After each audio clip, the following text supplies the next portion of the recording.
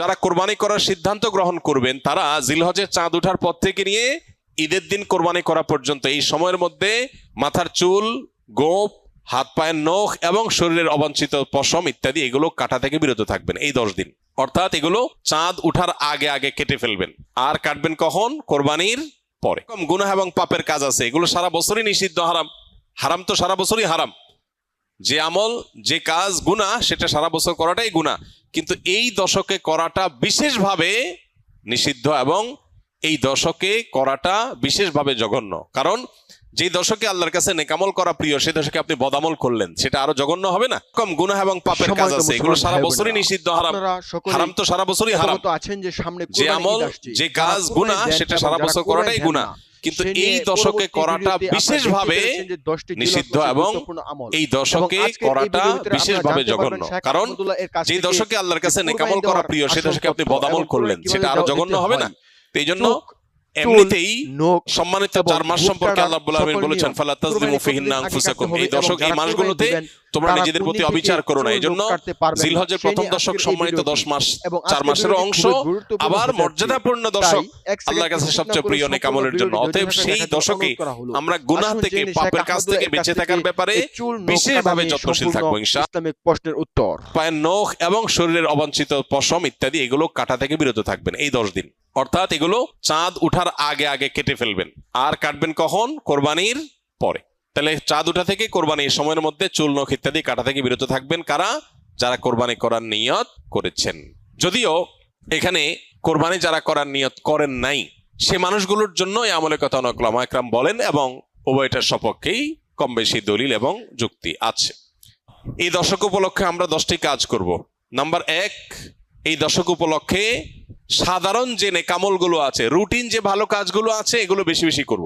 কারণ এই যে মাত্র যে হাদিসটা শুনলাম যে এই দশকের ভালো কাজ আল্লাহর কাছে সবচেয়ে বেশি প্রিয়, অতএব আল্লাহর কাছে যেহেতু সবচেয়ে বেশি প্রিয়, রমজানের পরে, রমজান তো মাস হিসাবে সবচেয়ে সেরা, দিন হিসাবে সবচেয়ে সেরা এই দশক, এই দশকের আমল যেহেতু আল্লাহর কাছে বেশি প্রিয়, অতএব এই দশকে যে কোনো ভালো কাজ, 5 ওয়াক্ত নামাজ পুরুষরা জামাতের সাথে, তাকবীরুল্লাহর সাথে যতটা গুরুত্বের সাথে সম্ভব পড়বো, আর মহিলারা সময় মতো যথাসম্ভব উত্তম উপায়ে আমরা নামাজ পড়বো।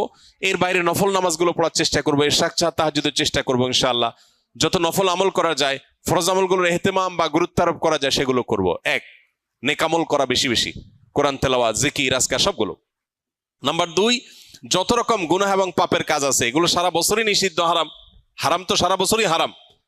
যে আমল, যে কাজ গুনাহ, সেটা সারা বছর করাটাই গুনাহ, কিন্তু এই দশকে করাটা বিশেষভাবে নিষিদ্ধ এবং এই দশকে করাটা বিশেষভাবে জঘন্য। কারণ যে দশকে আল্লাহর কাছে নেকামল করা প্রিয়, সে দশকে আপনি বদামল করলেন, সেটা আরো জঘন্য হবে না?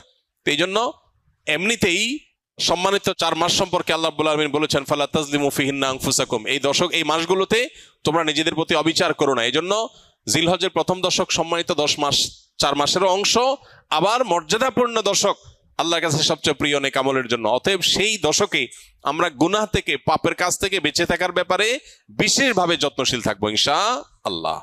যে যে আমলে, যে যে বদামলের সাথে আমরা জড়িত, যে যে গুনাহের সাথে জড়িত, এই দশকে সেটাতে বেঁচে থাকার চেষ্টা করব। মোবাইলে, সোশ্যাল মিডিয়াতে, ফেসবুকে, হোয়াটসঅ্যাপে, ইউটিউবে কোনো হারাম জিনিস দেখবো না, শুনবো না এবং হারাম কাজ করবো না ইনশাআল্লাহ। নাম্বার 3, বেশি বেশি আল্লাহর জিকির করা। কারণ আল্লাহ তাআলা সূরা হজর 28 নম্বর আয়াতে এই নির্দিষ্ট দিনগুলোতে আল্লাহ বেশি বেশি জিকির করতে নির্দেশ করেছেন। অতএব বেশি বেশি আল্লাহর জিকির, যত রকমের আল্লাহ জিকির হতে পারে, মুখের জিকির, অন্তরের জিকির, এই জিকিরগুলো বেশি বেশি করবো ইনশাআল্লাহ। নাম্বার 4, যাদের হজের তৌফিক হয়েছে তারা এই দশকে হজ করবেন, হজ শুরু করবেন 8 তারিখে। আর নাম্বার 5, যাদের কোরবানির তৌফিক আছে তারাও কোরবানি করবেন, কারণ মান ওয়াজাদা সাআতান লিআন ইউযাহিয়া ওয়া লাম ইউযাহি ফালা ইয়াকরাবান্না মুসাল্লানা। যার কোরবানি করার সামর্থ্য আছে অথচ কোরবানি করলো না, নবী সাল্লাল্লাহু আলাইহি ওয়াসাল্লাম সতর্ক করেছেন, হাদিসের সতর্ক বাণী এসেছে, সেজন্য মুসলমানদের ঈদগাহে না আসে। এই জন্য কোরবানি করা এটা হলো 5ম আমল এই দশকের, যাদের তৌফিক আছে।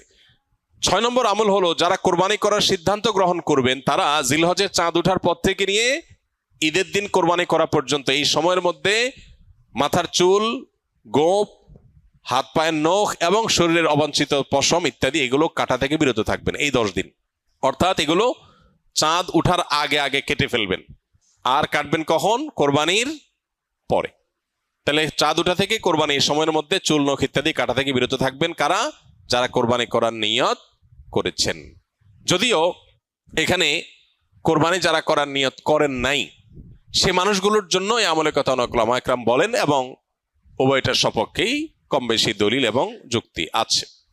7 নম্বর আমল হলো বেশি বেশি তাকবীর তাহমিদ তাহলিল পড়া, যেটা মাত্র বললাম। উঠতে বসতে চলতে ফিরতে বাজারে ঘাটে ঘর বাড়িতে সব জায়গাতে আল্লাহু আকবার আল্লাহু আকবার লা ইলাহা ইল্লাল্লাহু আল্লাহু আকবার আল্লাহু আকবার ওয়ালিল্লাহিল হামদ বেশি বেশি উচ্চারণ করা।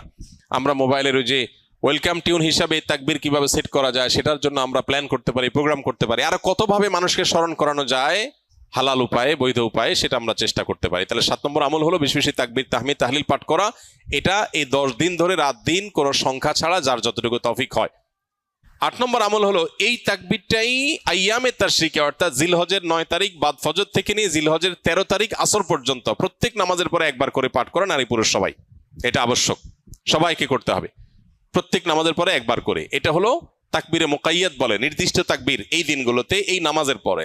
আর প্রথমটা বললাম 7 নম্বর আমলটা হলো সাধারণ তাকবীর, তাকবীরে মুতলাক, অর্থাৎ এই দশক জুড়েই সবসময় বেশি বেশি তাকবীর পাঠ করা। তাহলে 8টা আমল পেয়ে গেলাম। 9 নম্বর আমল হলো জিলহজের 9 তারিখে রোজা রাখা। যারা আরাফায় যেতে পারেন নাই, বিশ্বজুড়ে যে মুসলমানরা আছেন তারা এই দিন রোজা রাখবেন। এই দিনে রোজা রাখলে কি লাভ হবে? নবী আলাইহিস সালাম বলেছেন আহতাসিবু আল্লাহ আন ইউকাফিরা সানাতাল্লাতী ক্বাবলাহু ওয়াল্লাতী বা'দাহু, অর্থাৎ জিলহজের 9 তারিখে আরাফাত দিনে রোজা রাখলে কেউ তার 1 বছর আগের আর বেঁচে থাকলে অগ্রিম 1 বছর পরের গুনাহ আল্লাহ মাফ করে দিবেন, অর্থাৎ সগীরা গুনাহগুলো আল্লাহ তাআলা মাফ করে দিবেন। এজন্য এই আমলটা করার চেষ্টা করা। শুধু জিলহজের 9 তারিখই নয়, অনেক উলামা ইকরাম জিলহজের 1 থেকে 9 পর্যন্ত এই সবগুলো দিনকে রোজা রাখাটাকে মুস্তাহাব বলেছেন। আর 10 নম্বর আমল হলো ঈদের দিনে যে সুন্নাহগুলো আছে সেগুলো পালন করা। অতএব জিলহজের এই দশককে আমল এবং ইবাদত দিয়ে সাজাবার চেষ্টা করবো তো আমরা ইনশাআল্লাহ। বেশি বেশি তাকবীর তাহলিল তাহমিদ নিজেরা পড়বো, অন্যদেরকে উদ্বুদ্ধ করবো চেষ্টা।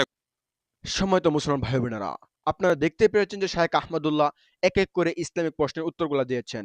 খুবই গুরুত্বপূর্ণ 8টি ইসলামিক প্রশ্নের উত্তর দিয়েছেন তিনি কুরবানি নিয়ে, এবং কুরবানির আগে কতদিন আগে চুল নখ কাটতে হবে এবং কতদিনের ভিতরে চুল কাটা যাবে না এবং নখ কাটা যাবে না, সেই নিয়ে ছিল আজকের এই ভিডিওটি। আপনারা দেখতে পেরেছেন যে শায়েখ আহমদুল্লাহ এক এক করে ইসলামিক প্রশ্নের উত্তরগুলো ভালোভাবে বুঝিয়েছেন। এরকম কুরবানি নিয়ে পরবর্তী ইসলামিক প্রশ্নের উত্তর পেতে হলে অবশ্যই এই চ্যানেলটি সাবস্ক্রাইব করে পাশে থাকা বেল বাটনটি অন করে রাখবেন, কেননা আমরা এই চ্যানেলে সর্বাধিক ইসলামিক প্রশ্নের উত্তর আপলোড দিয়ে থাকি, যা শায়েখ আহমদুল্লাহ এর কাছ থেকে সরাসরি নিয়ে থাকি। তাই এরকম ভিডিওগুলো সবার আগে পেতে হলে অবশ্যই চ্যানেলটি সাবস্ক্রাইব করে পাশে থাকা বেল বাটনটি অন করে রাখবেন। ধন্যবাদ। দেখা হচ্ছে পরবর্তী কোনো নতুন ভিডিওতে। সেই পর্যন্ত ভালো থাকেন, সুস্থ থাকেন, সেই কামনা করে বিদায় নিলাম। আসসালামু আলাইকুম ওয়া রাহমাতুল্লাহ।